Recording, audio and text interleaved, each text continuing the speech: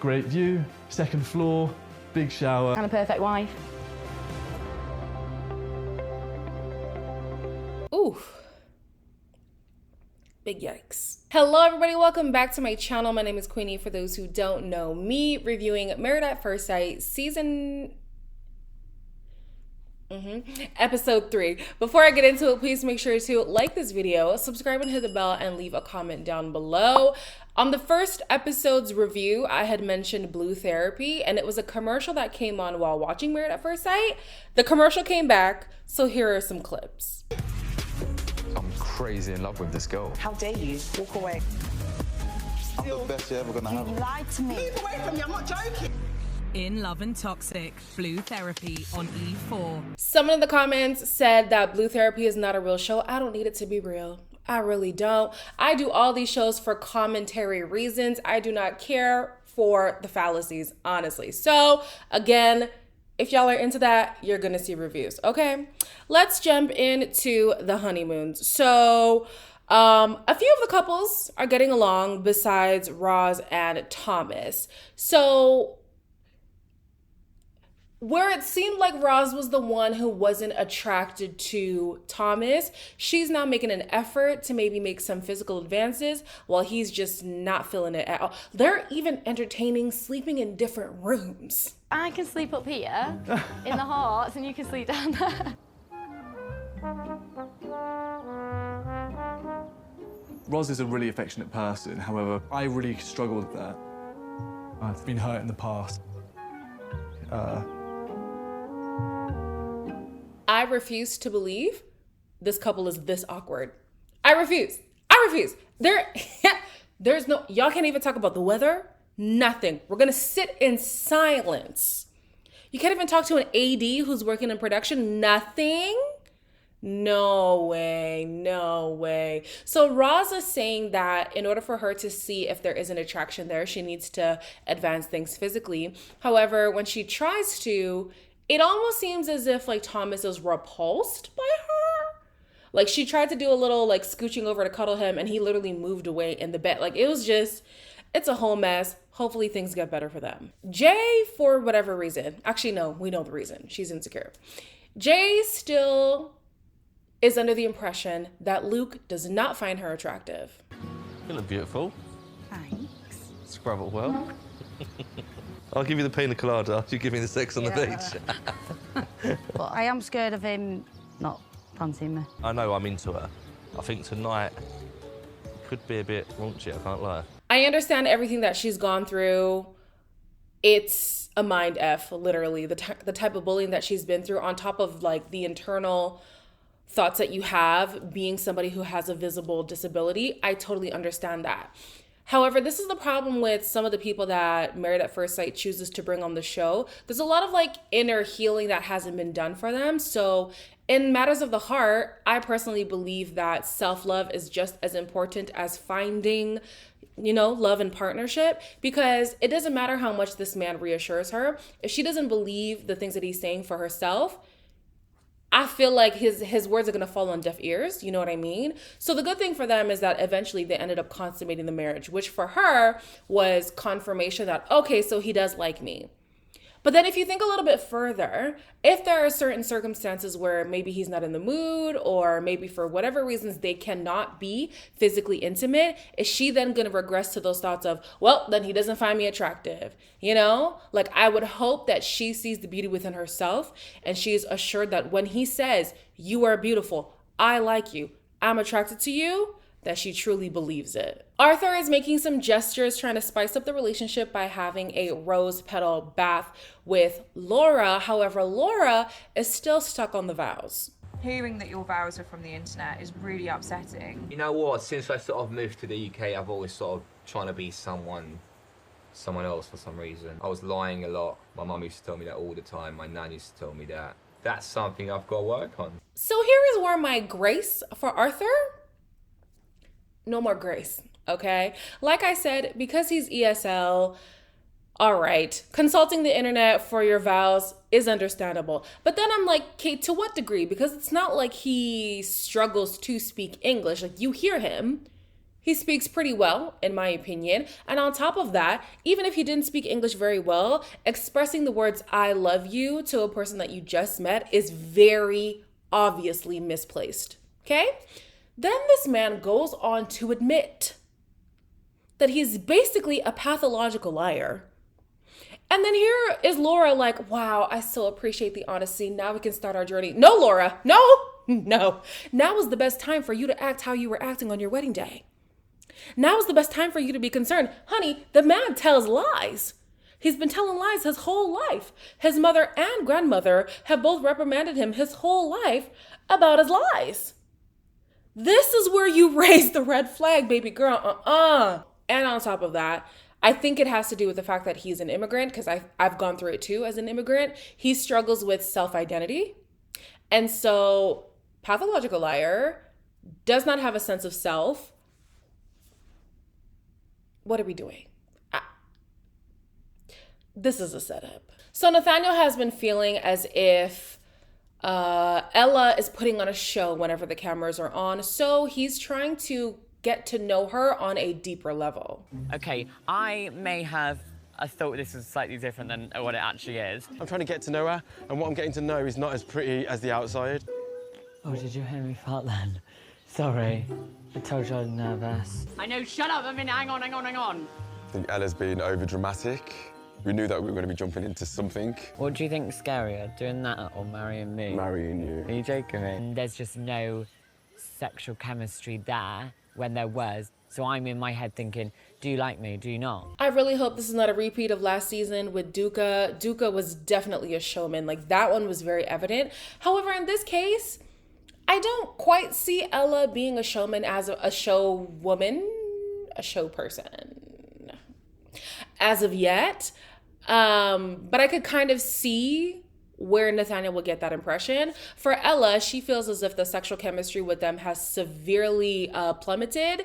They had a lot more attraction at the wedding. Now it's kind of like do you even find me attractive at all? And he says a part of that is because she isn't being authentically herself. Again, because of what I see Ella as, that very outgoing, exuberant, sometimes flamboyant person, I can see that being the reality. But have we seen that on camera? Not necessarily.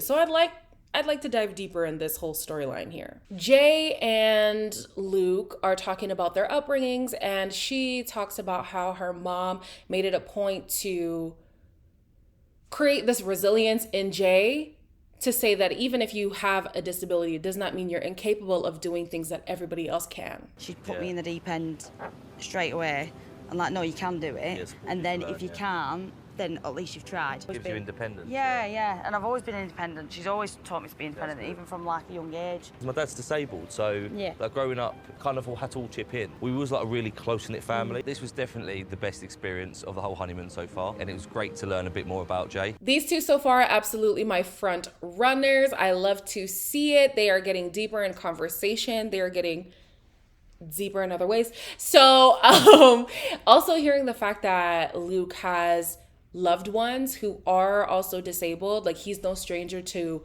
the realities of disabilities and how people move in day-to-day life having a disability. Such a great match, these two. Such a great match. I really hope that things keep going in the right direction because, yeah, so far so good. Ella says that this slow burn thing is not for her and she needs somebody who confirms their attraction to her through actions instead of just feeling like they're just friends. I like you. I want to like the person that you are. So if it's coming across that, and I keep saying friends, I'm sorry. You don't need to be that big peacock for people to like you because you were amazing. It's just I like everyone to have a good time. But I'm not your friend. How can I be tactile with you when you first walk into the room? You're like, hi, honey. You know what I mean? That's not you. You're only trying to do this in with the fucking cameras now to fucking cause a scene. Just like you. No. Silly fucking prick. Don't call me a prick. Don't fucking lower yourself to that. You're a twat. Whatever. Nathaniel has already made it clear that he doesn't want to fall in love with a persona. He wants to fall in love with the person. Ella in this conversation now admits that there are times where she can be animated and she can gravitate towards other people who aren't her partner because she doesn't really feel like he's attracted to her anyway. So she's like, well, I'm going to go to people who I feel more accepted by, right? With these two, it's a complicated one. It's a complicated one because I'm like, okay, I can kind of see that definitely there is a sour taste in Nathaniel's mouth when it comes to Ella, and we're not fully sure as to why. He has told us why, but I'm yet to see why. He says that she plays up to the camera, but I see her more so playing it down to the cameras. Then she accuses him of also playing up to the cameras, and then they start having this back and forth, and I'm like, where are the CCTV cameras? Where is the CCTV? Because I need to know exactly what's the disconnect here. They talk about having completely different conversations in private than what they have on camera. Somebody enlighten us, because I want to know what the hell is going on. Roz is getting increasingly frustrated by the lack of physical intimacy with Thomas. You can't force those things. Otherwise, it's just going to feel forced and unnatural. Then someone ends up getting hurt. I think, like, just a friendly cuddle, you know, that will help. Like, we're not strangers. Yeah, I hardly know you, so I don't know if actually that's what you like or not with a complete stranger. Now, Thomas, come on, man. Come on. You were in a relationship however long ago, okay? The person you're with right now is not your ex. So I feel like it is unfair to the person you're with to make them atone for the sins of your ex. That's number one. Number two, if you were going to jump in marriage, this is why I'm saying, like, they pick these people who have so much self-work to do. He has all these insecurities that stem from his past relationships that I feel like have yet to be repeated by his current person. Now, I will say, even though she hasn't come right out and say, oh, I don't like this, I don't like that, I don't like that, she has given off the energy that she isn't attracted to him. So I understand his hesitance. I do. However, he literally said, I'm holding myself back because I'm afraid of getting hurt. Well, that's not fair to the person that you're in this process with, you know? Like, you guys both agreed to being in this marriage. You both agreed to giving it a fair shot. And I don't think he's giving it a fair shot, which is a disservice to himself and his partner. Give it a try. The girl is making advances. Like, if she wasn't making advances at all, then I would understand. But she's trying to build that kind of intimacy between them. Do your part. What the heck? In an attempt to show Laura the more authentic side of who he is, Arthur is showing off his skills. Get yourself down a bit more, get lower, get lower. Tennis is all about being low. This is quite sexy, actually seeing a man do what he's really good at. Arthur, would it be easier, better aim for you to take your top off? If you touch my feet, I'm not responsible for what happens to your face as a result. Connecting on that sexual sort of level a bit more, which is what our relationship needed. Laura definitely has become softer when it comes to talking to and handling Arthur, which I love that for them. I'm just wondering, how much grace is she going to give him, because he's already had one transgression. He has apologized. She has forgiven. He now has admitted that he's a pathological liar and lacks self-identity. That would be the second transgression for me personally, because now I know that this is going to be an issue that I have to deal with. I don't know if this is, I don't know if I want that. I don't know if I want that, okay? So then if he actually does end up showing that to be true and he starts lying in this relationship, I would be out. There's just too many amber/red flags when it comes to Arthur right now. I'm glad that she's giving it a try. I'm glad that she's opening herself up to the connection. But at this point, I would not blame her for being cautious when it comes to Arthur. Ella wants to apologize to Nathaniel for calling him out of his name. And it was supposed to be a good conversation, but honey, it did not go well. I don't really know why I called you a prick. You say shit in front of these cameras that is different from what you say in front of me. I've never said you can't tell me anything. What we can say in front of the cameras? What on earth are you on about? You've lied because you're a stripper. I've told him that I have stripped in the past. I am a little bit worried that that's a reason he's not being intimate. So what I'm gathering from this conversation is that Ella either was or is, I'm thinking was, a stripper. For a reason we do not know, Nathaniel is not okay with that. I feel as if because So it seems like Ella knew that the stripper thing was an issue with Nathaniel. So I'm like, okay, when she was saying it's an attraction thing, like, you don't even say that I'm beautiful, you don't even say that I'm whatever, I feel like that was wrong wording then. He's more apprehensive because of what you do, not who you are or what you look like. You know what I mean? So I'm like, your frustration was kind of misplaced, if you ask me, if I'm understanding the conversation correctly. I also would like Nathaniel to express what is his issue with her having a past being a stripper. Not to say that everybody should just accept people who are in sex work. That's not what I'm saying. But I'd like to know specifically, like, what is the hang up? I would understand whatever hang up that it is. I just want to hear it for myself. I've been seeing Nathaniel in the comments. I've been seeing you, sir. Sweetie, once your time on the show is done, come on the channel. Come to the channel and give us the tea, because I feel like there's a lot of gaps in y'all's story and I need to know what the hell is going on. On the last night of the honeymoons, Roz and Thomas are trying to get to the bottom of why they cannot progress things in the physical intimacy department. With cuddles and stuff. Like, I'm not asking for like sex or anything like that. When we look at each other, I don't feel that you're like that attracted to me. What stopped you from like initiating a cuddle with myself? Because you haven't even given me a verbal, you know, shall we cuddle? I think my problem is I'm used to, it's bad, but I'm used to women making the first move or making it really obvious.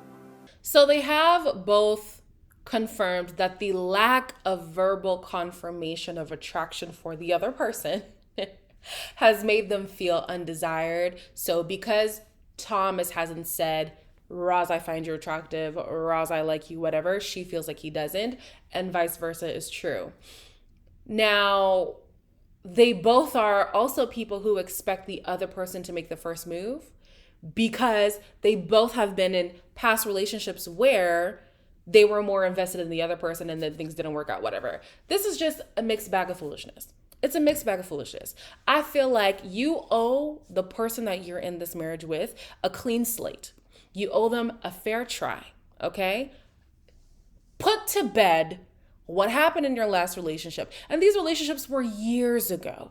Put those to bed and you say, okay, do I like this person? Yes or no? Do I want to progress with this person? Yes or no? I'm going to take the steps to do such things. I'm going to cuddle up to him. I'm going to hold his hand. I'm going to give him a hug. I'm going to compliment him. And vice versa, Thomas can do that for her. All right. He's now saying, okay, well, now that I know that she wants to be more physically intimate, I can definitely put in that effort. I also feel like, well, I have a more archaic way of thinking when it comes to like men and women pursuing each other. I feel like it is up to the man to be the aggressor more often, respectfully, you know? So I'm like, okay, now you acknowledge that she is wanting more physical affection. Just do it. Just do it. If you end up hurt, that's the risk of finding love. But how are you going to know that it's going to be that it's going to go well if you don't take the risk? You know what I'm saying? So like, just do it. Arthur decides to rectify this whole vows debacle by writing new vows for Laura. I look forward to making your favorite oat milk latte, and most importantly, spending some quality time with you. Although we've known each other for a short period of time, you are slowly but surely becoming one of my favorite people. I can see that Arthur has genuinely put his heart and soul into this. And as much as it was cute, I was kind of thinking to myself, like, this is kind of cheating, because now his vows are based on the person that he's met rather than writing something that was like, here is who I am before you get to know me, and I hope that I can make all these promises in my vows true. So whatever. She liked it, okay? The good thing at the end of the day is that he is learning, and you got to give him credit where credit is due. He has learned who she is. He's able to give her affirmations through that. He's also learned that there's certain things that she will and will not take, and he's taking that in stride, and he's trying to prove himself to her. And she's really accepting. She's really appreciative. Like, they're really making good strides. They're making good strides, which is great. A couple that is not making good strides is Nathaniel and Ella. They have been spending time apart. And so Ella invited Nathaniel to dinner. He didn't show up. I don't know why he couldn't just tell her he wasn't going to show up, but he just didn't show up, okay? Whether or not these two can solve their issues, I don't know. if it is the whole stripper thing, it sounded like it's something that's in her past. So yeah, that's interesting. So I know that Ella said a lot of her feelings of rejection come from the fact that people start to act different once they learn that she's transgender, right? But also when I hear her talk to Nathaniel, it kind of feels like she does push people away. A little bit. I might be misinterpreting, but that's what I gathered from this episode. I was thinking to myself, like, it's kind of hard to get close to you when, like, you're either really full on with the I want affection, or if you don't get your way, then you start calling me out of my name. Like, who's really trying to deal with that? I can't wait for the commitment ceremony because I need the experts to really shed some light on this whole couple situation here. Tomorrow's episode is going to have 4 more people, so 2 more weddings. I'm excited for that. So as always, please make sure to like, comment, share, and subscribe. Before you go, somebody asked what the schedule is for the show. It is every day at 9 o'clock their time, Monday to Thursday. That's the schedule. All right, like, comment, share, subscribe, and I'll see you in the next one.